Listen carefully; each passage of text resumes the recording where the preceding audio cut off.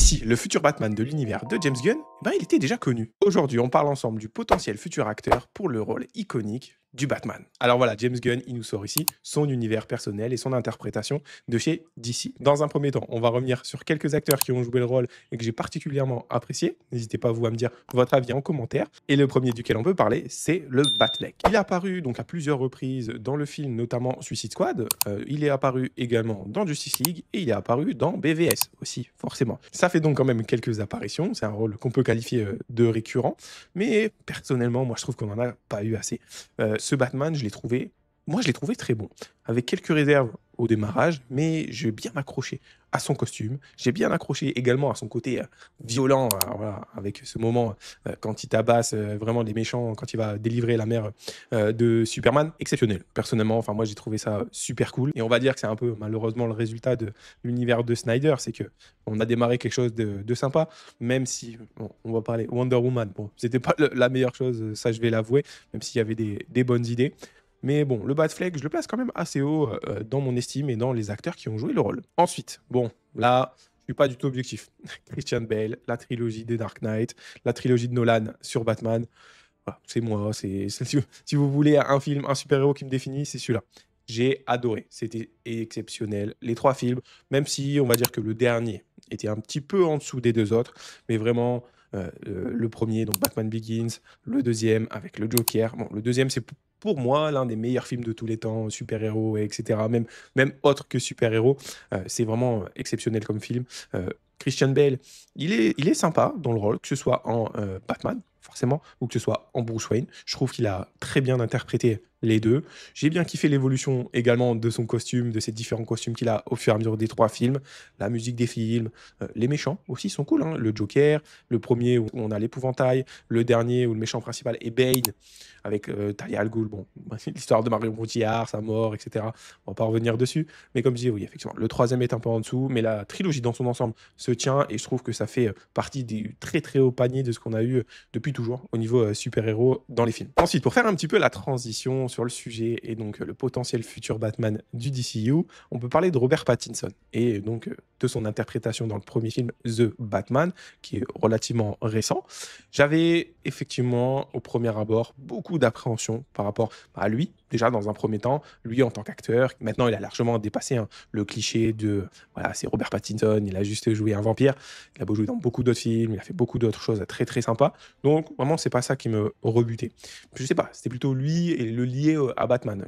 Il faisait un peu jeune, moins brut, on va dire ça comme ça. Et donc, j'avais quelques appréhensions. Maintenant, j'ai vu le film et j'ai beaucoup apprécié le film quand même. Le film est très bien. On a un Batman plus jeune, plus débutant, on va dire ça comme ça. Il a un costume super sympa. Il est aussi brut. L'ambiance du film, de manière globale, est vraiment superbe avec des images, une cinématographie, avec des musiques. Voilà. On retrouve vraiment l'ambiance d'un film Batman super sympa. Les méchants aussi ont beaucoup joué dans le film, avec le Pingouin qui a le droit ensuite à sa série qui aussi est très très bonne, hein. N'hésitez pas à aller voir la série sur le Pingouin sur HBO si jamais vous l'avez pas vue. C'est très très bien. Elle a eu récemment beaucoup de récompenses, notamment. La suite du coup de ce film The Batman, elle était vraiment attendue, et on a eu des choses qui sont sorties récemment. Matt Reeves, le réalisateur, a donc terminé son script. On a une date de tournage pour l'année prochaine. Enfin, le tournage va démarrer l'année prochaine, donc avec une sortie de film sûrement plutôt prévue pour 2027.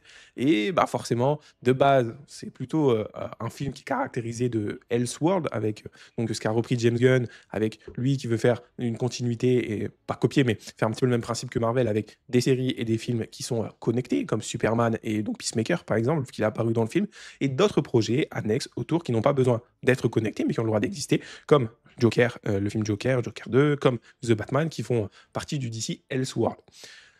Beaucoup de monde, voilà, tout le monde sur internet se demandait, tout le monde s'est beaucoup posé la question de: «Est-ce que le Batman de Robert Pattinson, il pourrait pas être intégré à l'univers de James Gunn?» Quand on y réfléchit, ben, pourquoi pas, en fait?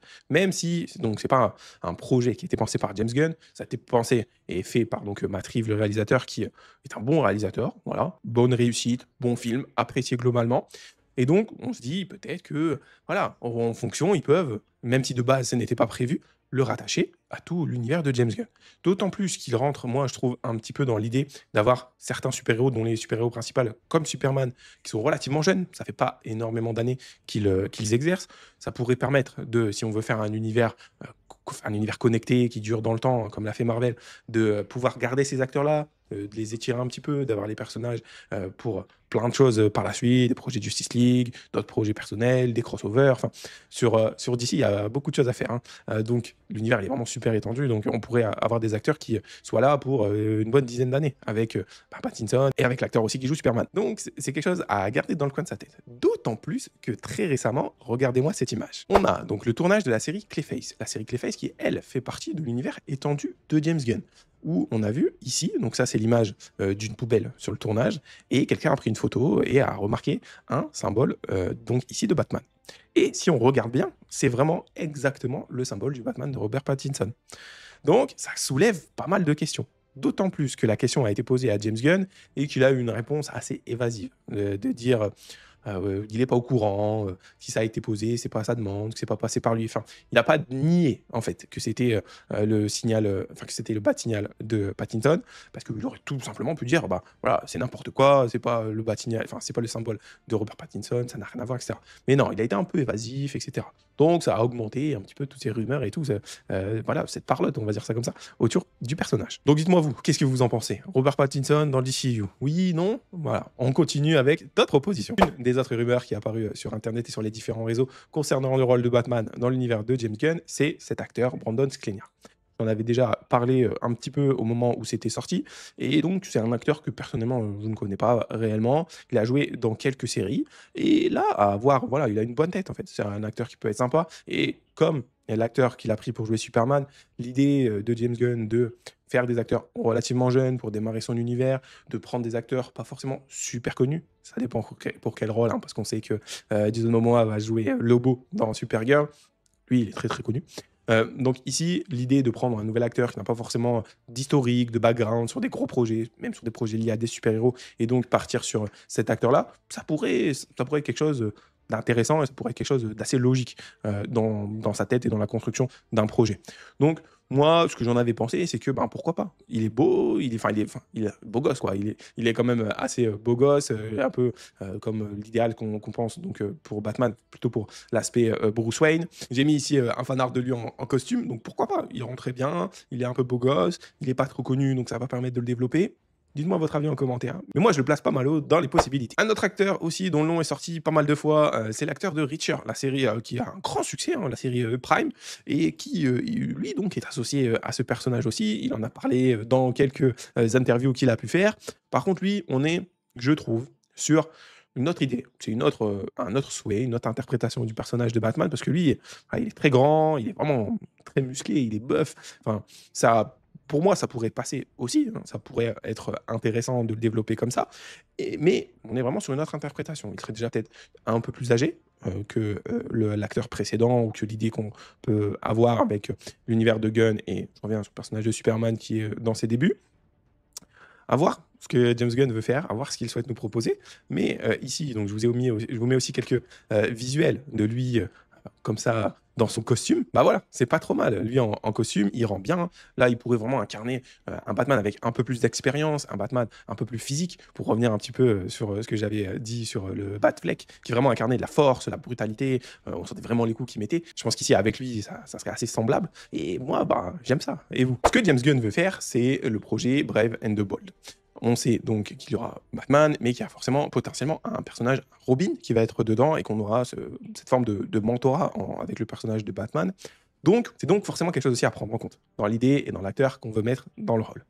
C'est pour ça que, pour moi, bah voilà, il y a plusieurs possibilités. C'est difficile de se positionner. Chacun va avoir son favori, son envie. Je trouve que voilà, les trois dont on a parlé aujourd'hui, que ce soit Pattinson, que ce soit Brandon Sklenar, l'acteur de Reacher, je pense que les trois, comme je l'ai dit, peuvent incarner quelque chose de différent et une vision différente du personnage.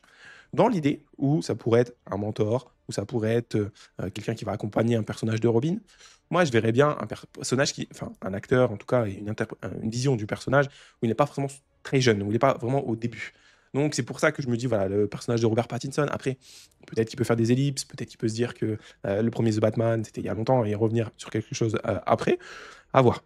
Mais moi, l'idée de l'acteur de Reacher, elle me plaît bien. Il est peut-être un peu grand, mais tout ça, c'est des choses sur lesquelles on peut jouer et qui vont pas forcément être impactantes. Mais voilà, ça, c'est une idée qui me plaît bien. De revenir un petit peu, voilà. J'ai un faible, je pense que vous l'avez compris depuis le début de la vidéo, mais sur l'interprétation qu'a fait Ben Affleck, donc du Batfleck un peu plus mature, un peu plus imposant, et donc retrouver quelque chose dans ce sens-là, mais ne pas faire de copie. Le but, c'est pas de faire une copie, mais quand voilà, on sait qu'il veut faire un projet Brave and the Ball, ça pourrait coller pas trop mal. Voilà. N'hésitez pas vous à me dire ce que vous en pensez en commentaire. Voilà, on a fait un peu le tour, on a parlé des quelques noms que je voulais évoquer concernant le futur du personnage de Batman et qui pourra bien l'interpréter dans le DCU. N'hésitez pas surtout vous à me donner vos avis sur les noms dont on a parlé et aussi sur ceux dont on n'a potentiellement pas parlé et que vous verrez bien jouer le rôle de Batman dans le DCU. Et voilà, et on en discute en commentaire. À la prochaine pour de nouvelles aventures. Ciao!